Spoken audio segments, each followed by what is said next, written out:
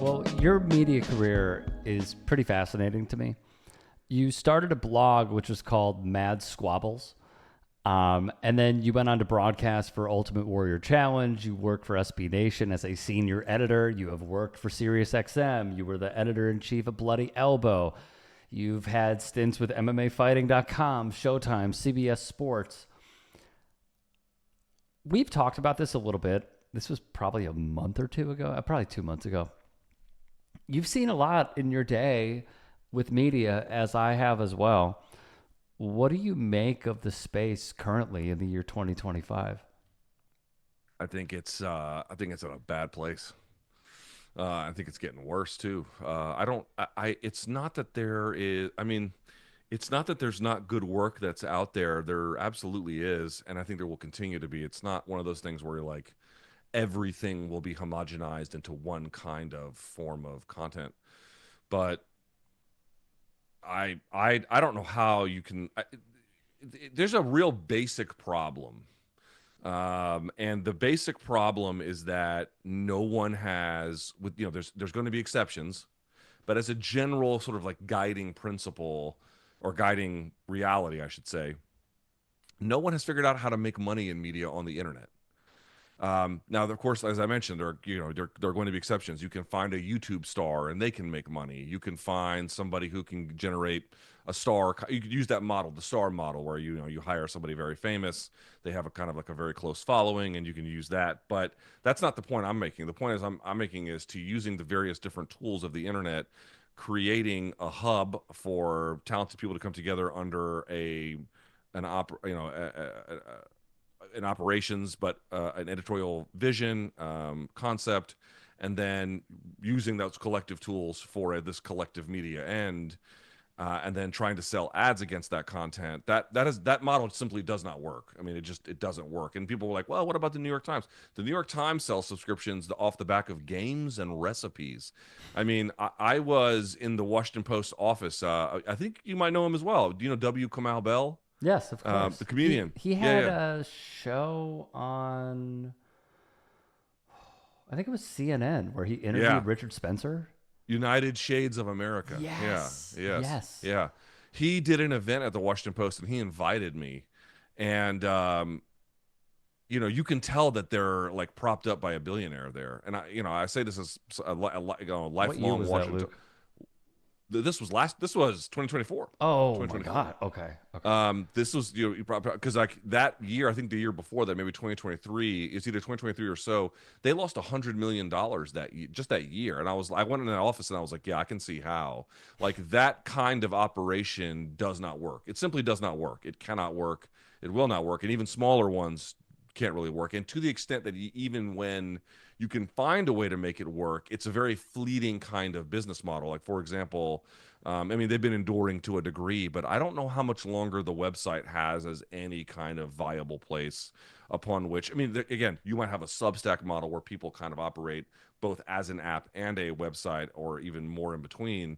But this is the central problem. What they basically thought was there was this advent of the blogging world in the aughts, and then there was a lot of venture capital money that came in the 2010s, and there was this belief that, okay, we haven't quite got this figured out right now, but give us a few years, we'll figure out what the model is, and then we'll make it all work. And that's for the most part just simply not true. It's just really not true. That it's certainly, even to the extent that it might be true in certain cases, and it has been, it's not true to the extent that they thought it would be, not even close. And now that model, even the one that they were pumping a bunch of money into, is, I think, going to go. I mean, again, I don't know how much longer websites have as kind of like a currency in media. And then you get to a different problem, which is now we have total hegemony by the tech platforms. If you want to win on media now, you have to win on Instagram. You have to win on YouTube or TikTok. This is how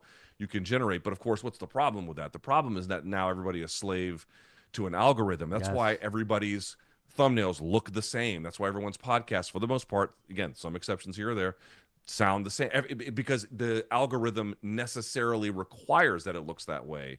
And so between the lack of this financing model, between the lack of tech innovation, between the lack of places to go where you can actually make journalism work in the way in which it was intended, we're in a bad place. We didn't even get to the talk about like, the decline in local news and the decline in trust more generally. Like it's just a gigantic problem. But from the nuts and bolts of it, that seems to me be these are irreconcilable problems, and I don't really know how it's all going to go. I'm glad that you brought up that if someone wants to build their audience, they have to be enslaved to an algorithm, because it is objectively true. And a really good show that still does journalism is Pablo Torre's show. And he was talking about this on Pablo Torre Finds Out, his YouTube show and podcast is fantastic. How everybody at this point in media is chasing an algorithm. That is not healthy for this space. We're looking at different parts of media just evaporate into thin air.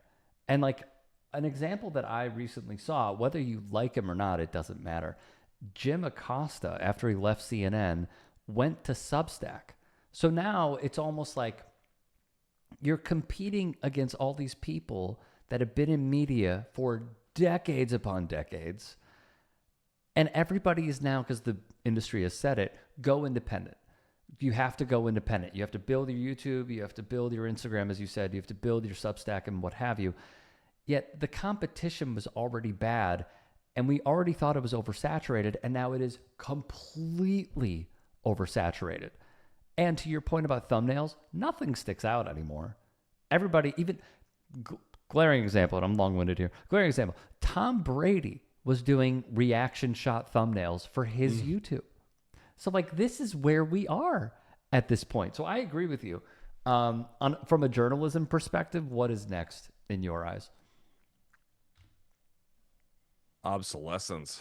I mean, there's so many other problems with that. Like, so on one thing you just mentioned, Tom Brady doing it. Here's another thing, and again, I don't really necessarily mind it, but it's just a reality that you have to contend with. So on the sports side, now you're seeing all of these former athletes get into the podcasting game, and for the most part, that's not necessarily a big deal. These are jobs that used to be filled by people like me, and that's less true. And again, I don't think that's necessarily a bad thing. But like, just take the case of MMA, for example, where like, in certain cases you had guys who made a bunch of money in their career also just want to make money on YouTube. Like even Cristiano Ronaldo has a YouTube channel. Like he's not doing reaction videos, but he might get to it just if it's lucrative enough, right? Like whatever ends up just kind of guiding him, he might end up doing. And the fact that Tom Brady is doing stuff like that is kind of depressing. But in the MMA or combat sports side, it's, these are not, these in the MMA side in particular, these are not guys that made a lot of money necessarily. And this is now their chance to actually make a lot of money. But what it ends up doing is, and again, I want to be clear, I'm not like, oh, they're taking our jobs, but you have to just now reconcile that those were jobs that those guys never wanted before.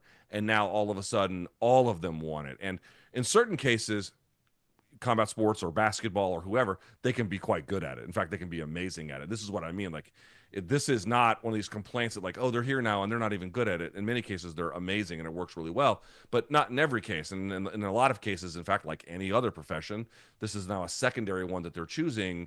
They want to like, part of the problem with sports media, I think, was that these guys never put up enough boundaries. But if you put up boundaries with the subjects you cover now, you just get iced out. A lot of these guys who are former athletes, they have a connections with, either guys they played with or just other famous celebrities, and no one's really taking them to task. And again, I want to be clear. There are guys that, like, for example, like I come from All the Smoke, the two guys, Matt Barnes and Steven Jackson. I fucking love what they do. And I feel like I get so much out of it. And there's many other ones like that on the combat sports side. So it's not an either or, but this is just a powerful attraction. Like people are very, very attracted to this. And in certain cases, it's not journalism. In certain cases, it is. But either way, whatever you want to call it, it has just drained the life out of the media economy that used to exist around this kind of programming. Yet another challenge. So it's like, the reality. It's something this is something I recognized circa 2016, but it's just never been truer than it is now. If you are in this space, you have to cultivate your own following, and it sucks that you have to think of it that way rather than producing work of quality. Yes.